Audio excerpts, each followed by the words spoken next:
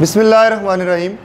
आज हमारा फिज़िक्स का 10th लेक्चर है, जिसमें हमने speed, velocity, uniform speed, uniform velocity, acceleration और यूनिफॉर्म एक्सेलरेशन को डिस्कस करना है।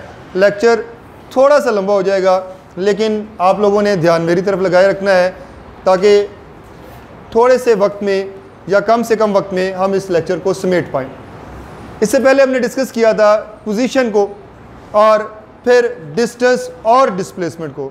थोड़ा सा अगर रिकॉल करूं तो दो पॉइंट्स के दरमियान जो रास्ता है, उस रास्ते की लंबाई को डिस्टेंस कहा गया, length of path between two points.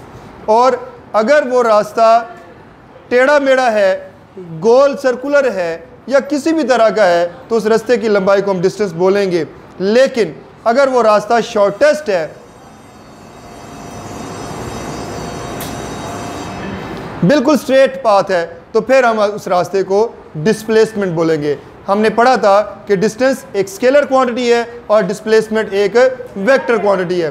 Distance का यूनिट मीटर है और डिस्प्लेसमेंट का यूनिट भी मीटर है। दोनों का यूनिट सेम है, मगर डिस्टेंस में हमें डायरेक्शन नहीं मिलती, डिस्प्लेसमेंट में डायरेक्शन मिल रही होगी। इसी वजह से हम उसे एक वेक्टर क्वांटिटी कहते हैं। उसके बाद नेक्स्ट हमारे पास है स्पीड। अब जब हम स्पीड की बात करते हैं, कोई भी जिस्म अगर डिस्टेंस कवर कर रहा है, फासला तय कर रहा है वक्त गुजरने के साथ साथ, तो उसके पास जो क्वांटिटी होगी वो स्पीड होगी। कैसे? मैं यहाँ से निकलता हूँ और क्लास से बाहर निकलकर मेन गेट तक चला जाता हूँ, क्या मैं बिल्कुल सीधा जाऊँगा? नहीं, मुझे टर्न लेना पड़ेगा साथ साथ। फिर मैं बाहर निकलकर घूमता हूँ, बाहर से होते हुए चौक से, फिर मुड़ता हूँ, मुड़कर फिर दूसरे गेट से दाखिल होता हूँ, दाखिल होकर फिर इधर आ गया, तो मैंने फासला तय किया। अब यहाँ से जब मैं निकला और यहाँ पे जब मैं पहुँचा, तो क्या वक्त एक जैसा ही था? नहीं, वक्त तो बदल चुका था, वक्त भी बदला और फासला भी मैंने तय किया। तो इस तमाम अरसे के दौरान मेरे पास क्या थी? स्पीड। क्या थी? क्या थी? डिस्टेंस। डिस्टेंस कवर किया। डिस्टेंस एक स्केलर क्वांटिटी है, तो उसकी वजह से जो स्पीड आई, तो स्पीड भी हमारे पास एक स्केलर क्वांटिटी है। स्पीड कौन सी क्वांटिटी होगी? एक स्केलर क्वांटिटी। मैं यहाँ पर लिख रहा हूँ इसे। अगर इसकी डेफिनेशन हम पढ़ें, the distance covered by an object, किसी एक ऑब्जेक्ट से डिस्टेंस कवर किया गया in unit time, unit time में। इसका फॉर्मूला अगर आप देखें, speed is equal to distance covered over time taken, कि कितना फासला आपने कितने टाइम में कवर किया है, तय किया है, उसे आप स्पीड बोलेंगे। ठीक है। और यहीं पर स्पीड को अगर हम जाहिर करें तो स्मॉल v से जाहिर किया जाता है, डिस्टेंस को जाहिर करें तो कैपिटल S से जाहिर किया जाता है आपकी बुक में, और टाइम को जाहिर करें तो स्मॉल t से।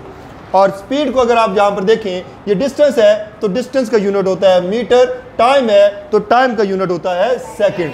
तो इसका यूनिट बनेगा मीटर पर सेकेंड। क्या बनेगा? इसको यूं भी लिखा जा सकता है, इसको ऐसे भी लिखा जा सकता है, दोनों तरह से आप लिख सकते हैं, मगर आपकी किताब में वो इस तरीक़ेकार को फॉलो कर रहा होता है। तो आप भी कोशिश कीजिएगा इसको ऐसे ही बोले, मीटर पर सेकंड, और ऐसे ही इसको लिखा जाए। नेक्स्ट है हमारे पास वेलोसिटी। देखिए, मैंने दो क्वांटिटीज़ का जिक्र किया, डिस्टेंस और डिस्प्लेसमेंट। डिस्टेंस कवर करेंगे तो आपके पास स्पीड होगी, और अगर आप डिस्प्लेसमेंट कवर करते हैं, डिस्प्लेसमेंट तय करते हैं, तो आपके पास वेलोसिटी होगी। अब डिस्प्लेसमेंट कौन तय करेगा? एक गन से आप गोली को, बुलेट को फायर करते हैं तो वो कैसे जाती है? ऐसे ऐसे घूमती फिरती जाती है? नहीं, बिल्कुल स्ट्रेट जाती है, बिल्कुल सीधी जाती है।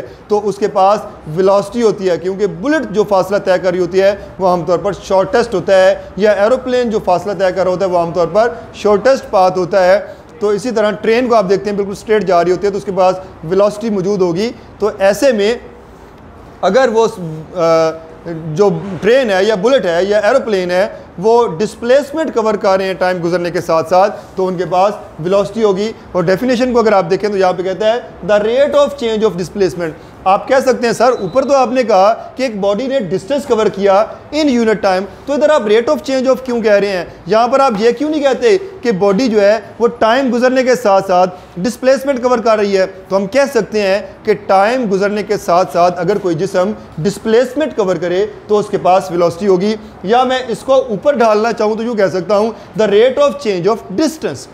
क्योंकि जब भी बात रेट की आ जाती है तो इसका मतलब है वो क्वांटिटी चेंज हो रही है विद रिस्पेक्ट टू टाइम। जब भी रेट की बात आएगी फिजिक्स में तो इसका मतलब होगा कि वो क्वांटिटी या वो मिकदार बदल रही है किसके हिसाब से, टाइम के हिसाब से। देखें यहां पर उसने कहा the rate of change of displacement, displacement का चेंज ऑफ डिस्प्लेसमेंट, तो मुझे समझ आ गई कि डिस्प्लेसमेंट में चेंज आ रहा है, किसके हिसाब से आ रहा है, वो रेट से पता लगता है। और रेट किसको डिस्क्राइब करता है, चेंज ऑफ टाइम को। समझ आ गई बात। तो मैं कह सकता हूं the change of displacement with respect to time, तो ये भी आपका वेलोसिटी की डेफिनेशन कहलाएगी। अब डिस्प्लेसमेंट एक वेक्टर क्वांटिटी थी, तो वेलोसिटी भी हमारे पास एक वेक्टर क्वांटिटी होगी। कौन सी क्वांटिटी होगी, वेक्टर क्वांटिटी होगी। डिस्टेंस और डिस्प्लेसमेंट दोनों के यूनिट सेम थे, तो स्पीड और वेलोसिटी दोनों के यूनिट सेम होंगे। अगर स्पीड का यूनिट मीटर पर सेकंड है तो वेलोसिटी का यूनिट भी मीटर पर सेकंड होगा। और वेलोसिटी का फार्मूला हमारे पास जो है, velocity is equal to displacement over time taken. यहाँ पर डिस्टेंस था, यहाँ पर डिस्प्लेसमेंट आ गया, इतना ही फर्क है। स्पीड हमारे पास स्केलर क्वांटिटी है, वेलोसिटी हमारे पास वेक्टर क्वांटिटी है। स्पीड में डायरेक्शन नहीं होती, वेलोसिटी में एक ख़ास डायरेक्शन होती है। और फिर स्पीड जो है उसका यूनिट मीटर पर सेकंड और वेलोसिटी का यूनिट भी मीटर पर सेकंड, वेलोसिटी का यूनिट भी मीटर पर सेकंड। नेक्स्ट, यूनिफॉर्म स्पीड और यूनिफॉर्म वेलोसिटी। अब इसको समझने के लिए हम एक मिसाल का सहारा ले लेते हैं। बिलफर्ज हमारे पास यहाँ पर कुछ पॉइंट्स हैं,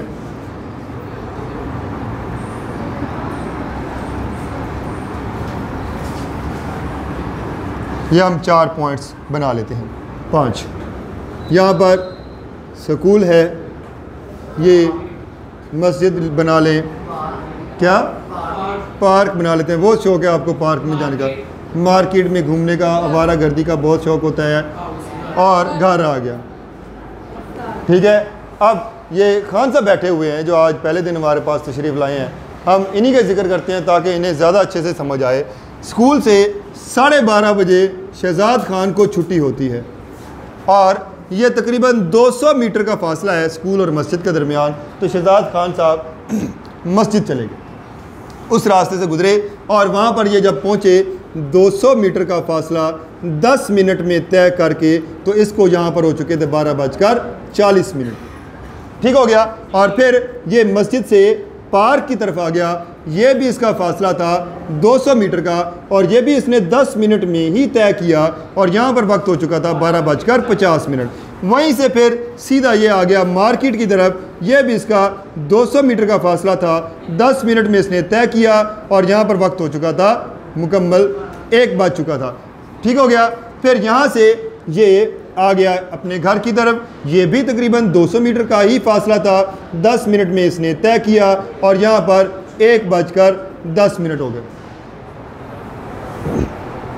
मुझे ये बताएं, चलें खान साहब से पूछते हैं, आप ये बताएं, जब आप स्कूल से मस्जिद जा रहे हैं, मस्जिद से पार्क जा रहे हैं, पार्क से आप मार्केट जा रहे हैं, मार्केट से घर जा रहे हैं, क्या आपकी स्पीड कहीं पर ज़्यादा या कम हुई?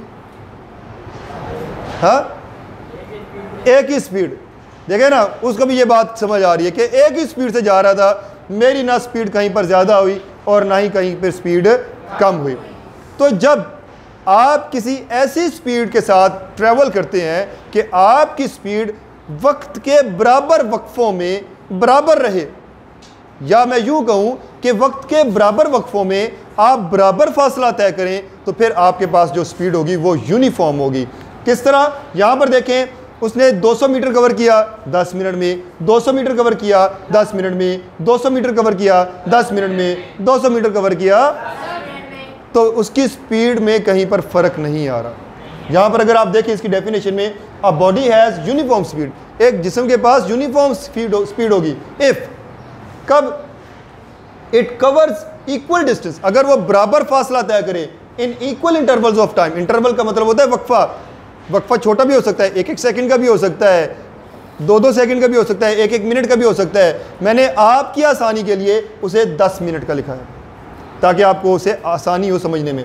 तो इक्वल इंटरवल ऑफ टाइम, वक्त के बराबर वक्फों में बराबर फासला तय करे तो फिर आगे साथ में कह रहा है उसके पास स्पीड जो होगी यूनिफॉर्म होगी। लेकिन एक बात वो वाज़ेह कर रहा है जो मैंने अभी बोली कि how ever short the interval में भी, तो वो इंटरवल या वो वक्फा छोटा भी हो सकता है और बहुत ज़्यादा छोटा भी हो सकता है, 1 सेकंड से भी कम का वक्फा भी हो सकता है। समझ आ रही है बात? तो इस तरह से ये यूनिफॉर्म स्पीड है। अगर इसी को मैं कन्वर्ट करूं यूनिफॉर्म स्पीड को यूनिफॉर्म वेलोसिटी में, आप देखिए मैंने इसकी डेफिनेशन नहीं लिखी, मैं क्या करूंगा, जहां पर डिस्टेंस है वहां पर डिस्प्लेसमेंट लिख दूंगा, तो ये सारी की सारी यूनिफॉर्म वेलोसिटी बन जाएगी। वो कैसे? हम जानते हैं कि अगर डिस्टेंस कवर किया जाए तो स्पीड होती है और डिस्प्लेसमेंट कवर किया जाए तो वेलोसिटी होती है। तो फिर यूनिफॉर्म स्पीड में डिस्टेंस आएगा और यूनिफॉर्म वेलोसिटी में डिस्प्लेसमेंट आएगा। अगर कोई जिस्म वक्त के बराबर वक्फों में बराबर डिस्प्लेसमेंट कवर करता है तो फिर उसके पास यूनिफॉर्म वेलोसिटी होगी। और यहाँ पर अगर इसको हम समझना चाहें तो फिर मैं यूँ लिख सकता हूँ, इधर स्कूल हो, इधर ही मस्जिद हो, ये पार्क हो, ये मार्केट हो, ये घर हो और खान साहब बिल्कुल सीधे जा रहे हैं, तो इनके पास क्या होगी?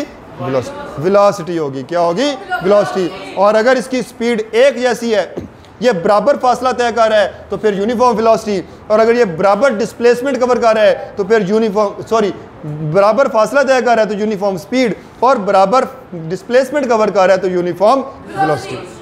समझ आ गई बात यहाँ तक? अब इससे आगे चलता हूँ एक्सेलरेशन की तरफ। अगर वेलोसिटी ना बदले, अगर वेलोसिटी ना बदले तो वो यूनिफॉर्म, अगर वेलोसिटी ना बदले तो वो यूनिफॉर्म, और अगर वेलोसिटी बदल जाए तो फिर वो एक्सेलरेशन बन जाता है। इसे बोलते हैं एक्सेलरेशन। एक्सेलरेशन क्या बोलते हैं? खुलकर बोलें। एक्सेलरेशन क्या बोलते हैं? हाँ जी। अगर वेलोसिटी ना बदले तो वो यूनिफॉर्म, और अगर वेलोसिटी बदल जाए तो क्या बन जाती है? एक्सेलरेशन बन जाएगी। अब वेलोसिटी बदलती कैसे है, इसकी मिसाल देखें। ट्रेन जो है, ट्रेन वो खड़ी है रेलवे स्टेशन पर, बिल्कुल हरकत नहीं कर रही, उसकी वेलोसिटी कम होगी या ज़्यादा होगी? चलें ये बताएं। वेलोसिटी उसकी कम होगी या ज़्यादा होगी? एक ट्रेन की, वो रेलवे स्टेशन पर खड़ी है, होगी नहीं, उसकी वेलोसिटी ज़ीरो होगी, उसकी वेलोसिटी ज़ीरो होगी क्योंकि वो कोई डिस्प्लेसमेंट कवर नहीं कर रही। अब जब तक उसकी वेलोसिटी ज़ीरो है तो क्या वेलोसिटी में बदलाव आ रहा है? नहीं आ रहा। आपकी जेब खाली है तो खाली है, कोई बदलाव नहीं आ रहा। जब तक वो रेलवे स्टेशन पर खड़ी है तो वेलोसिटी में बदलाव नहीं आ रहा, उसकी वेलोसिटी ज़ीरो है। तो जब वेलोसिटी बदल नहीं रही तो क्या उस जिस्म में एक्सेलरेशन होगा? नहीं होगा। उस ट्रेन में एक्सेलरेशन नहीं होगा। अब जो होता है हमारे पास ड्राइवर इंजन का, ट्रेन के इंजन का, वो ट्रेन को स्टार्ट करता है, ट्रेन चलना शुरू होती है, बड़ी आहिस्ता आहिस्ता चलना शुरू करती है और आहिस्ता आहिस्ता उसकी वेलोसिटी बढ़ती जा रही है, बढ़ती जा रही है, बढ़ती जा रही है। आपकी जेब में कुछ नहीं था, 10 रुपये आ गए, फिर 20 आ गए, फिर 30 आ गए, कितना अच्छा लग रहा होता है कि पैसे बढ़ते जा रहे हैं। तो क्या बदलाव आ रहा होता है? आ रहा होता है ना। इसी तरह ट्रेन तेज़ होती चली जा रही है तो क्या बदलाव आता जा रहा होता है? किस में बदलाव आ रहा होता है? उसकी वेलोसिटी में। किस में बदलाव आ रहा होता है? उसकी। तो उस ट्रेन के पास क्या होगी? क्या होगी? क्या होगी? एक्सेलरेशन होगी। अब उसके बाद गाड़ी चलती है चलती है चलती है, जब ड्राइवर का दिल करता है कि मैं इसको ब्रेक लगाऊं तो वो ब्रेक लगाता है और फौरन गाड़ी रुक जाती है। ऐसा ही है? तो कौन है ये सर वाला? उसकी स्पीड आहिस्ता आहिस्ता स्लो होती है। अब जब स्पीड आहिस्ता आहिस्ता स्लो होने लग जाए तो फिर क्या हुआ? वेलोसिटी में बदलाव आया कि ना आया? आपकी जेब से अब 10-10 रुपये करके निकलना शुरू हो जाए, कितना मज़ा आएगा? तो बदलाव आ रहा होगा ना। आप अपने पापा की जेब से 10-10 रुपये निकालते जाए, मैं चेक कर रहा हूँ कि बदलाव कैसे आता है। ठीक है, आप वालदा के पर्स से 10-10 रुपये करके निकालते जा रहे होते हैं और कहते हैं कि जी मैं चेक कर रहा हूँ कैसे बदलाव आ रहा है। ठीक है, तो फिर वालदा भी आपको बताएंगे कि बदलाव असल में होता क्या है। ठीक है ना, आपकी प्लेट में 2 बोटियाँ होंगी, वो एक कर देंगी कि ये देखो ये भी बदलाव आ रहा है। ठीक है, खैर वापस आता हूँ अपनी बात की तरफ। अब जब ट्रेन का ड्राइवर जो है जब ब्रेक लगाता है तो क्या होता है, उसकी वेलोसिटी आहिस्ता आहिस्ता कम होना शुरू हो जाती है। तो वेलोसिटी जब डिक्रीज हो रही होती है, कम हो रही होती है, तो उस वक्त भी उसके पास क्या होगी, एक्सेलरेशन। या वेलोसिटी बढ़ रही होगी तो एक्सेलरेशन होगा, या वेलोसिटी कम हो रही होगी तो एक्सेलरेशन होगा। इसका मतलब कि एक्सेलरेशन दो तरह का होगा, या वेलोसिटी बढ़ रही हो तो भी एक्सेलरेशन, वेलोसिटी कम हो रही हो तो भी एक्सेलरेशन। जब वेलोसिटी बढ़ रही हो तब जो एक्सेलरेशन होगा वो पॉजिटिव एक्सेलरेशन होगा। कौन सा? पॉजिटिव एक्सेलरेशन कौन सा होता है? जब वेलोसिटी बढ़ रही होती है। और नेगेटिव एक्सेलरेशन क्या होता है? जब वेलोसिटी, और उसको रिटार्डेशन भी कहते हैं और उसको डीसेलरेशन भी कहते हैं। मैं लिख देता हूँ, रिटार्डेशन। बाज़ का सवाल पूछ लिया जाता है डिफाइन रिटार्डेशन, तो आप कहते हैं सर ये तो हमने पढ़ा ही नहीं था, ये कहाँ से आ गया? तो ये नेगेटिव एक्सेलरेशन ही है जिसे रिटार्डेशन या डीसेलरेशन भी कहते हैं। ठीक है, तो ये आपका। और अगर एक्सेलरेशन ना बदले तो वो यूनिफॉर्म एक्सेलरेशन, अगर एक्सेलरेशन ना बदले तो वो यूनिफॉर्म एक्सेलरेशन क्या होती है? A body has uniform acceleration, एक जिस्म के पास यूनिफॉर्म एक्सेलरेशन होगी if it has equal changes in velocity, अगर वेलोसिटी में जो तब्दीली आ रही है वो सेम हो in equal intervals of time however short that interval may be. तो ये हमारे पास जो एक्सेलरेशन होगी वो यूनिफॉर्म एक्सेलरेशन होगी। अब हम अपने तमाम पढ़ाए गए टॉपिक को सामने डिस्कस कर लेते हैं दोबारा से कि हमने क्या पढ़ा है, और जो एक स्केच हमने ड्रा किया है वो भी हमारी समझ में आ जाएगा। इसको भी आप अपनी किताबों पर ज़रा बना लीजिएगा, याद करने में आपके लिए आसानी होगी।